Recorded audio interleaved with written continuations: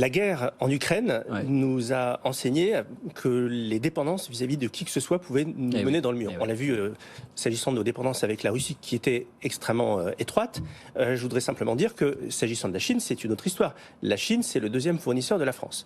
Donc si demain il devait y avoir une dynamique de tension géopolitique, eh bien nous serions, nous Français, mais nous Européens également, en très grande difficulté. Donc nous avons la nécessité de l'anticiper, de le prévoir, et donc de travailler à des scénarios alternatifs. Mais pour cela, il faut jouer les rapports de force, parce que la géopolitique est une affaire de rapports de force. Sauf que la France toute seule, l'Italie toute seule, l'Allemagne toute seule ne peuvent pas jouer ces rapports de force.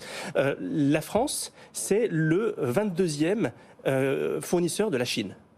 Nous sommes le 22e partenaire commercial. D'où la présence d'Ursula von der Leyen, vous savez, qui et donc il est essentiel, voyage, il est essentiel, et je crois que c'est la véritable portée de ce voyage officiel est là, que le président de la République française soit aux côtés de la présidente de la Commission européenne, Ursula von der Leyen, parce que là, l'échelle n'est pas la même. Là, on est en train de parler d'un marché intérieur de 500 millions de personnes qui représente 5 à 6% du produit intérieur brut chinois.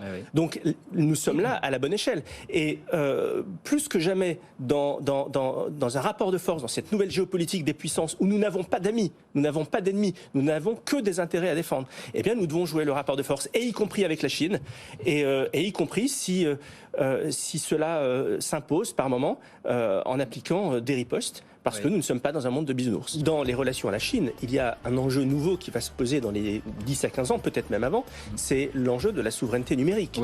On voit aujourd'hui la bataille autour des données, autour de l'IA. Je voudrais simplement rappeler que la Chine aujourd'hui, c'est 52% des dépôts de brevets en matière d'intelligence artificielle, 17% pour les US, 4% pour l'Europe.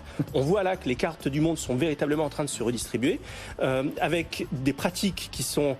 quand la Chine vous pique de la donnée, c'est pour le Parti communiste chinois. Il faut avoir ça en tête. Donc des questions vont se poser, dont, et je lance un pavé dans la mare, dont la possibilité d'interdire TikTok en Europe et peut-être même aux États-Unis.